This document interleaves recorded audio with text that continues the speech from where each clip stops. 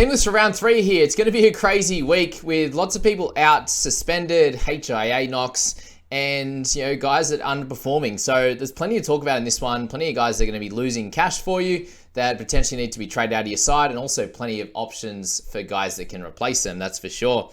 We kick it off with the Eagles and the Eels for our Thursday night. And really, really good news basically is that we've got Bryce Cartwright and Matt Dury still in that 11 and 12 edge roll there, and the interchange stays exactly the same. So the big question mark is going to be here. How do they use their middle forward rotation? Guys like Regan Campbell-Gillard and Junior Bolo there, are they going to be used for a few less minutes? Is Hopgood going to play the 80? Is Hopgood a great captaincy option, even if he plays 65 minutes or 60 minutes there?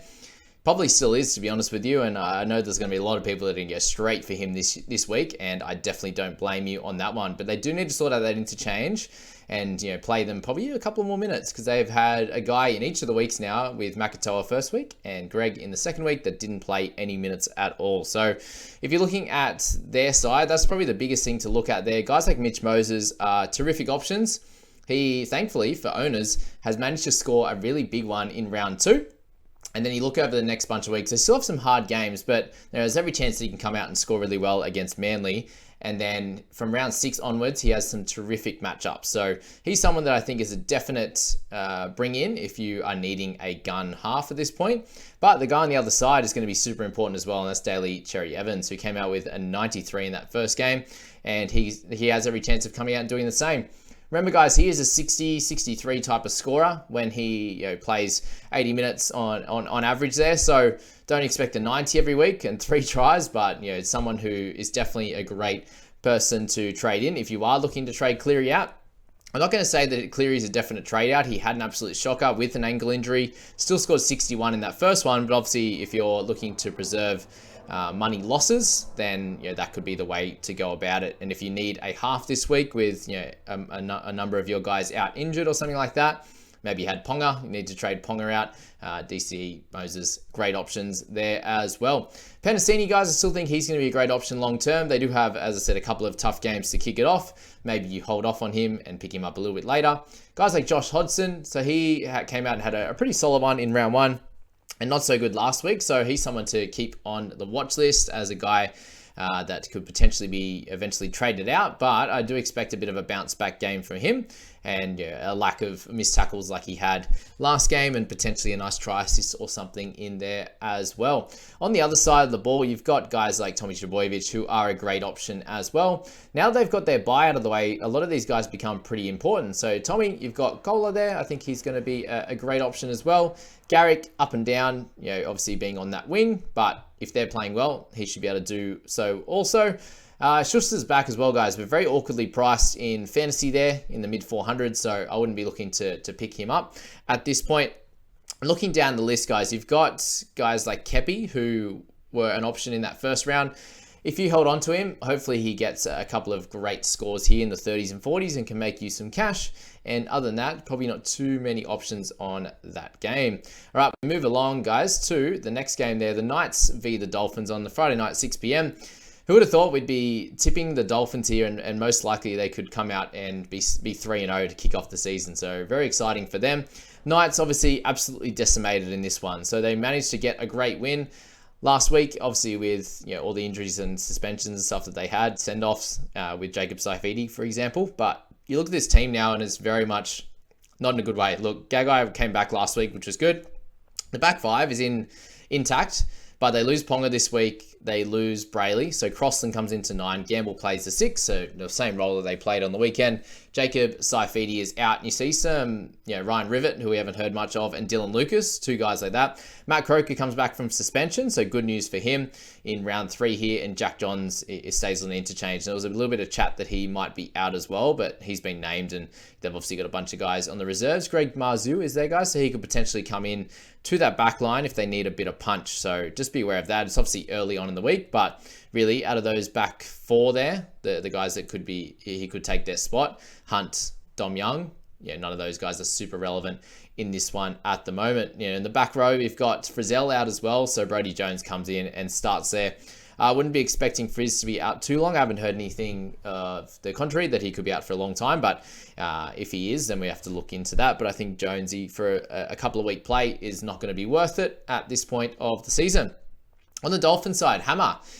Very, very interesting here. He could come out and get another 50 in this one, but I'm worried about the couple of games after when they have some tougher matchups. But look, he definitely looks much more involved than last year, and that's just a tick in itself. Are you willing to pay 450? The dual position is massive as well for that cover, that's for sure, with how things are going at the moment. But the Hammer, it can be a potentially good option. As I said, I've changed my mind a bit on him. He definitely looks much more involved. He has improved his errors and his missed tackle rate. So both of those stats, if you can gain 5 in one and improve 5 in the other, there's 10 extra points that could have been a big swing for you. So Hammer easily could, I had him at about a 30-point scorer. He could easily be a 40-point guy, and from there probably about 100 to 120k, I'd say, potentially to be made on him. Maybe he gets that 100 or so over the next bunch of weeks. And with these outside backs, if you're having a play at a low break even in the outside backs, all it takes is one low score, and that could destroy your price gains there. So just be aware of that with Hammer. But the dual position is very juicy for those that are interested in. I would not push you away, that's for sure. Guys in this outside backs is Asako and stuff we don't want to look at, even though he had that really good score in round 1. Solid in round 2, but not someone we want to plug into our sides, that's for sure. Isaiah Katoa, if you have him, guys, hold on steady. He got that 31 last week. He could score similarly this week with that nice try assist to Hammer at the end, which was not nice for me, but you get it. Sean O'Sullivan, pretty poor last week. Really for him, you want him to drop down a little bit in price after sin bin and stuff like that, and he could be an option at some point through the middle part of the year. These guys have a late buy, so that's something to think about as well. Tommy Gilbert, had a really, really good game last week. I'm not going to expect him to play up to that standard fantasy-wise again over the next couple of weeks. But look, I've been proven wrong, and a lot of people have with a bunch of these guys. You look at Tommy Gilbert's scores over the last few seasons. He's able to get big ones, and then he'll have lower ones in there. So it started pretty well, and so have the Dolphins, and most of those guys have scored well. As I said there, last week, Mark Nichols is someone that has turned into almost keeper-level scores overnight. So any of these guys can come back down to earth. We saw what happened with Lemilu. He had a superstar game in round 1. He would have had about 40 minutes if he didn't get the head injury in round 2 there, but he was not looking at a really good score. He needs those attacking stats, whereas guys like Nichols, guys like Jared Wallace and Gilbert, a lot of it's through the middle there, tackles and the runs for base, but potentially some attacking stats as well if they continue to play well. So I'll be tipping the Dolphins in this one. What would you do with someone like Nichols? I think he's probably a little bit too expensive now in that 500k range to probably pop in your side, but definitely someone to keep in mind. If you need someone around that price, there's him, there's Ryan Sutton, these types of guys, both good options there for sure. And in the reserves, you've got Mason Teague. Unfortunately, after a good game for him, he loses that spot with Ray Stone returning. So a big up for the Dolphins with Stone being back. But Teague did a great job, and I think he, if he ever needs to slot in the middle and potentially get some big minutes, he'll be a cash cow for sure. He was really, really fun to watch. He did a great job. Moving to game 3, we have the Roosters v the Bunnies. It's going to be a really fun matchup here. We've got obviously the gun backs for both of these sides, and the big news for the Rabbitohs there is Isaac Thompson has been named, and we still see obviously Tane Milne in the reserves there, but thankfully for Thompson, he's been backed in after a poor performance. So I still think that he's a solid option, guys. Obviously not a really a position a player that you need to get right now in terms of urgency, but he definitely is an option for your center and wing fullback duel at a cheaper price there. There's a guy I'm interested in personally that we'll talk about later in the Cowboys team that I think is probably going to make my side this week so I can fix up my hooking position, but we will find out and make that decision as we go along.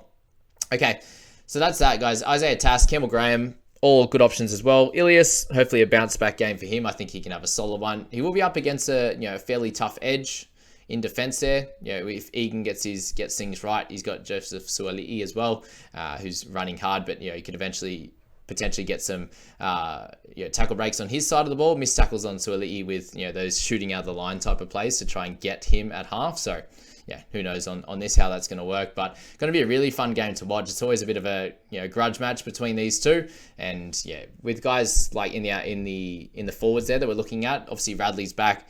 Brandon Smith looks like he's been cleared to play, but who knows? Like, he'd get a really bad knock again, and then he's just gone. So I think he needs to be a trade out this week. He, was borderline last week. It was like, oh, I'll give him another crack. He just had a bad one in round one, but the ribs and back injury, there's too much going on. He's going to siphon some cash, and they have a bye next week. So he's the one to go out of these guys.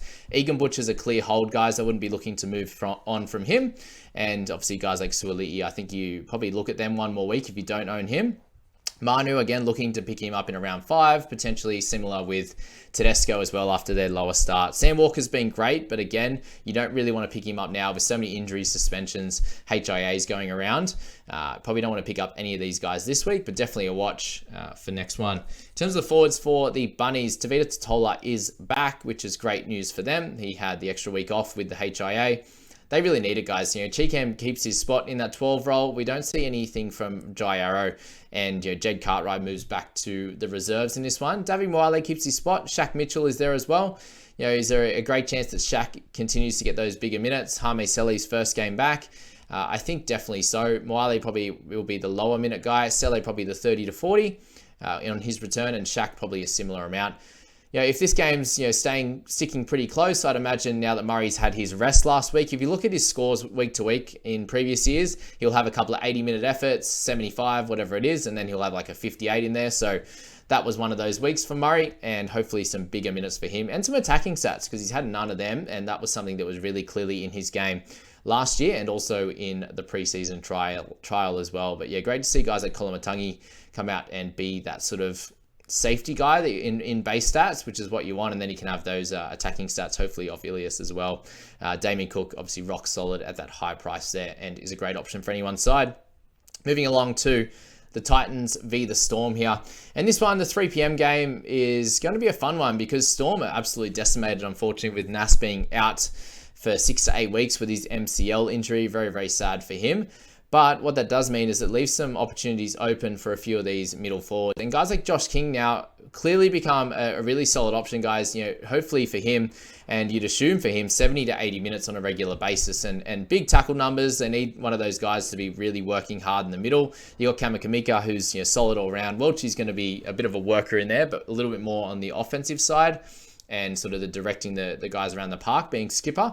And Josh King's going to have to do the bulk of that work. So he's definitely a solid one. Is he going to be a keeper long term? I'm not exactly sure, but really you can look at him as a really solid option for your side over the next sort of 3 to 7 weeks, I'd imagine, until they have their bye in round 9. The Oro and Katoa, looks like they're going to be pretty safe now, guys, to get 80 minutes again. Tarek Sims does return, but he'll have to play through the middle and cover a bunch of those minutes. They got Jonah Pezzett in there in that position as well, and they've got Jordan Grant, 2 guys that aren't big minute guys, same with Alec McDonald. So with those guys there, I think that, big minutes for Josh King, Welchie, and Tui. Both, Tui's first game back, so maybe he's a 45-50, but he'll work up to a few extra minutes. Welchie will be that sort of 55-60. Grant will play the 80, and the 2 back rowers will play 80 as well, and some lower minutes for a bunch of these guys on the interchange, and potentially one of them will be used to cover. In the Titans side there, Brimson really excited me last week, but again, not a super good score. Tanner Boyd, thankfully for his sake that he retains his spot. Sexton is in the 20, guys, in the reserves.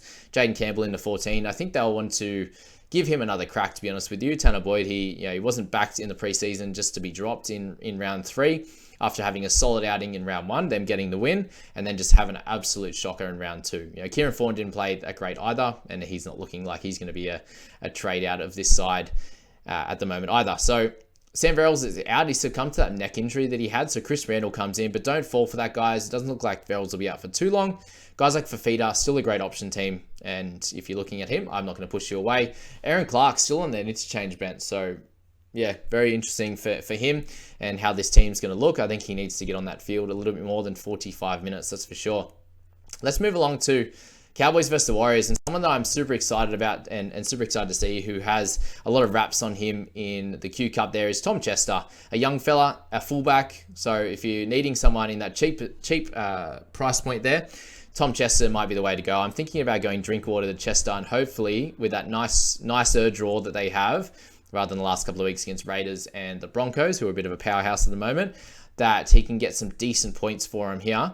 And, maybe be a 3-week play. And then once we get to sort of round 6 there, we can look to trade on a few of these mid-rangers or potentially him if he can come out and score pretty well. I think I'm going to make that jump for Tommy and then get a gun hooker there. Probably keep Cleary just because, if he goes well and he becomes a little bit more of a pod, I think it's going to be better for my side in that comeback rather than trading him out for this week, because most likely I'm not going to be playing Tanner Boyd this week, so I think I could potentially move him on at this point. But look, there's a chance that things will change. And a few people asked me, I had my trades video out and I didn't make any trades. And then guys, in that next video, that later one in the day, once I make the trades one usually on Wednesday night, so I could post in the morning for you guys. It didn't change in round 1. Round 2 it did, just when I found out more information on Smith, guys. So check out that last video of the round, the 5 questions, 5 team analysis. I will go through any changes in my team as well in that one for those that are interested. I know there's a bunch of guys that like looking at my team,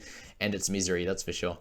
Val Holmes, so he maintains that center position. It showed like during the game last week that Hiku, they didn't want to move Holmes from that center position, moving Hiku to 1. So Chester comes into that spot. Shibasaki comes in for the center spot there. So you'd imagine if Chester plays okay, he will at least keep that spot for 3 weeks. And I think that would be enough for him to average sort of 30 and get a sort of a decent amount of cash and potentially, any space for some attacking stats.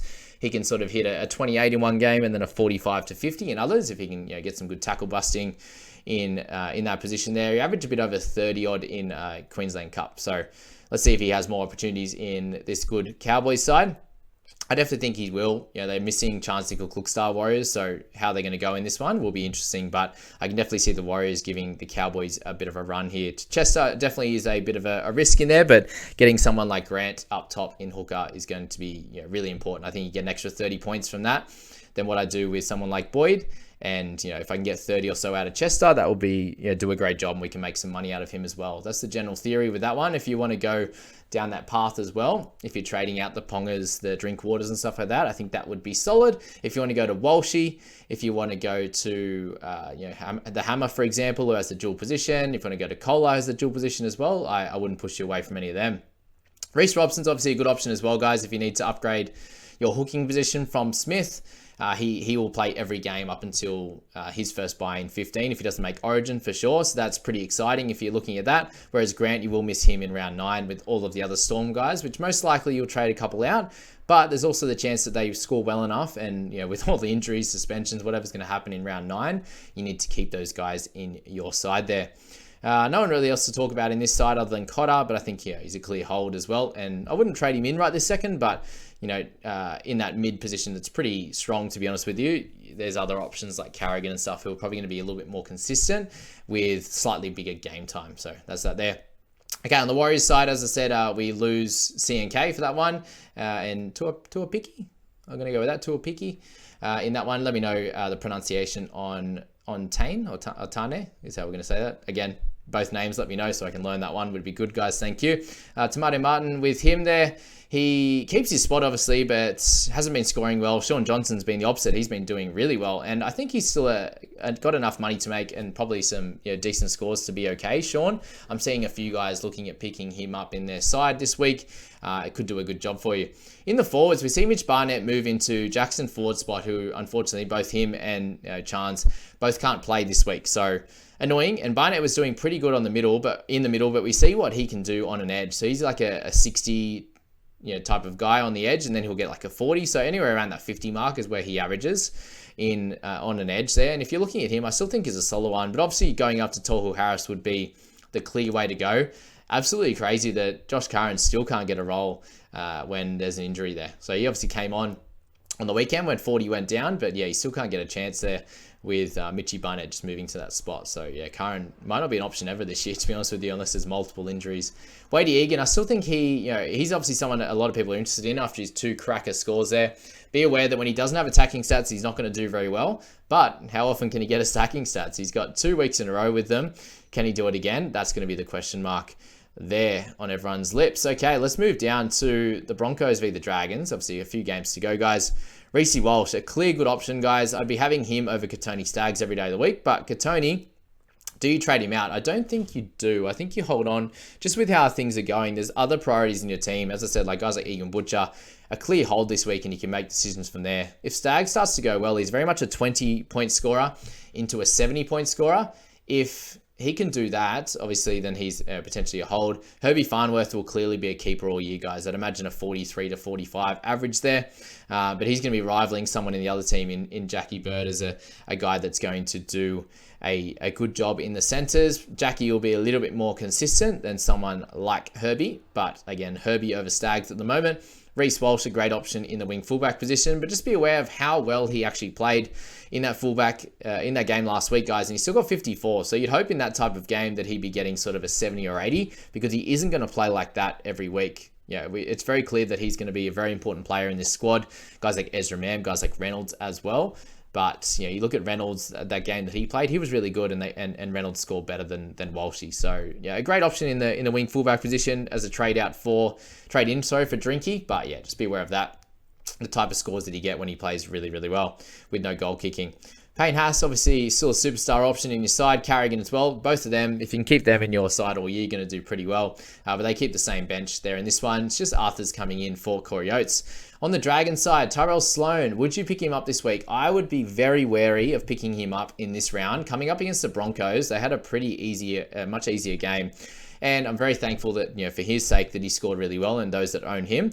But I'd be very cautious about picking him up this week. I understand that the wing fullback position is tough at the moment, but yeah, something to keep in mind is that they're coming up against the Broncos, and will he be able to play super well? I'm not exactly sure. On the forwards here, we've got Ben Maddock-Masila keeps his spot. They have the same interchange this week, which is ideal. I think Ben, with his cramps and stuff he had in the second half, I think he's definitely going to score better. When he had the ball in hand, I think that there's a good chance that he can score in this one. He'll have a bit of traffic coming down his way with guys like Jordan Ricky, who get plenty of ball.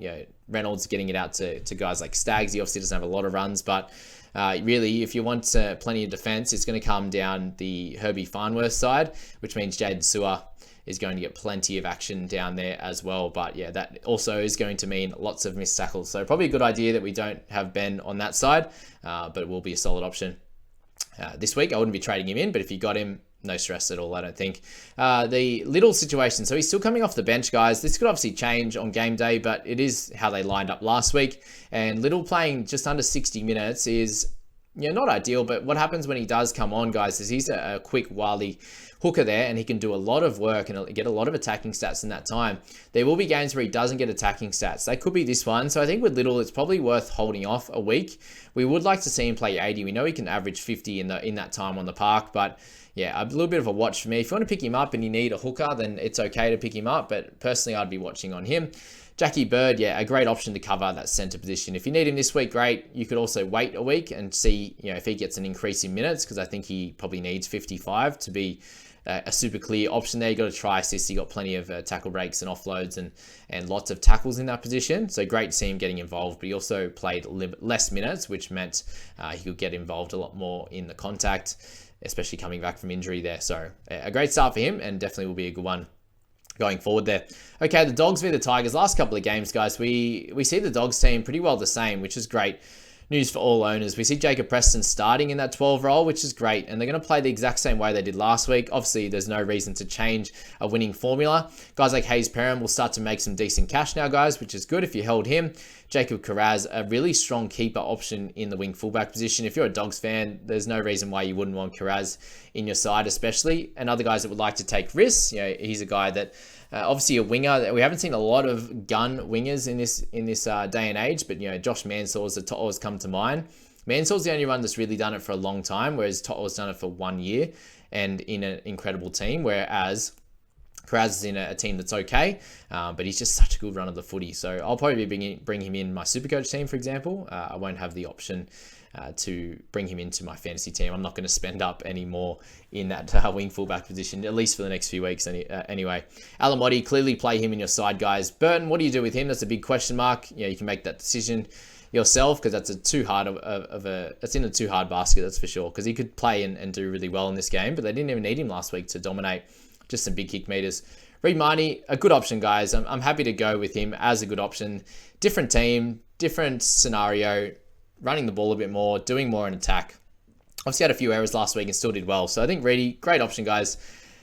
I'm starting to turn around. I'm going, yeah, look, it happens. Guys have poor scores. Guys have poor years. They kill your years. It's fine. Don't worry about it. So Reedy, get him in your side if you want. Preston, another guy you think you should really look into get in your side if you need a cheaper guy under 300 who you could play as a starter in your side. I'll be starting with him this week with all the injuries and stuff like that, and hopefully he can do a good job. Tigers, there was a little bit of a rumor just before team list here that Dewey wouldn't be named or that he's out this week with an injury, but he's named. We'll keep an eye on that one. It's obviously later in the week, and if he is out, then it's a little bit of a stressor, that for sure. They have Wakeham in that 14 role, so good switch, but it looks like he was fine last week, right? It's only really if he was carrying an injury from last game, but they've named that team there, and there's definitely not any worries on him.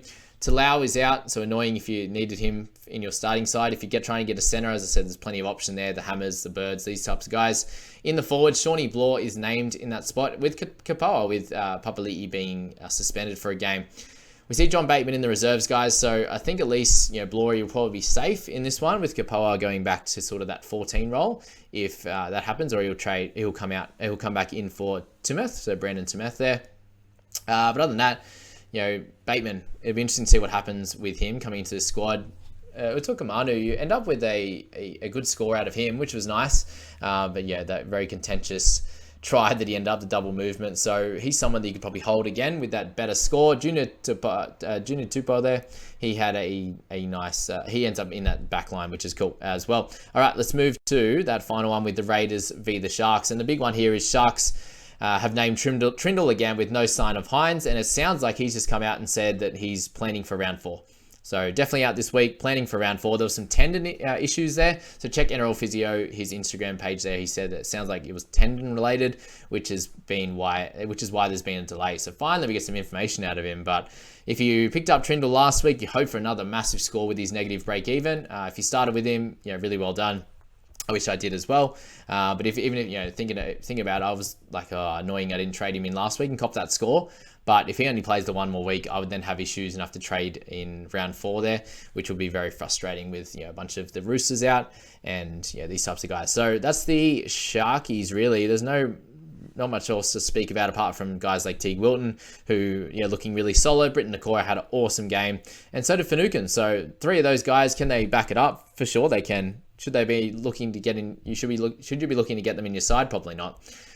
Not at this stage with their bye coming in round 6. So the Raiders there, Harley Smith-Shields, you should play him this week if you have him in your centers, unless you got 2 gun centers. You could fade him in that one, or potentially try and loop him, something like that. I think will be a good play there. He obviously plays later in the week, so you can have him as your last option. If your looping guys fail, for example, he could come in. If you have an out this week, I'll have a few with guys like Ford and stuff, so you could double loop. There's plenty happening this week, that's for sure.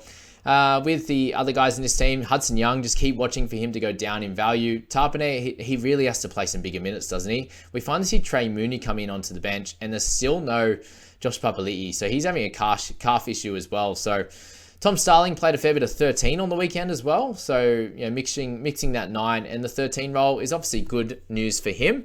But is he an option in your side at 45, 50 minutes? We know what he can do in that time. The PPM's been incredible. I think you can hold off on him. He's pretty expensive, guys, if you actually look at him and his role there. If you had Solo in your team, then he's had a really good run of it and obviously made you a bit of cash as well. But that is the final teams, guys. In the next video that I pop up, I will go through all the rankings as well for my private group, the JBFA fantasy community group as well, and then the overall guys. There's some pretty solid teams up in that top 5, but there's some obviously some luck involved in there. A few of the boys in the private group were talking about the difference between about that 5,000 mark in ranks and 300 is about 80 points. So, one really good week and you could move all the way down into that position there. And obviously there's a smaller gap between where I am really, really low and in that sort of 10,000, 5,000 mark there, which is obviously ideal. It's only been 2 games, so two rounds. And if you make really good trades over the next few weeks, you can clearly be down in that top 5K. very easily. And if you make those correct decisions each and every week, making good cash, you're going to do really well through that middle part of the year when a lot of moves are going to be happening. And I can't wait for that time of the year when it's a lot more strategy. So keep up watching these videos. As I said, if you haven't checked in the deep dives, guys, Thursday, Friday, Saturday, and the Sunday wrap, that's where all the information is on all of these players, the deep dive into their scoring and maybe what has happened to make them have a lower one, a higher one there, and my suggestion is if you should trade them out for someone or you should buy them at all. But that's the team list video, guys. Hope you enjoyed that. Catch you in the next one.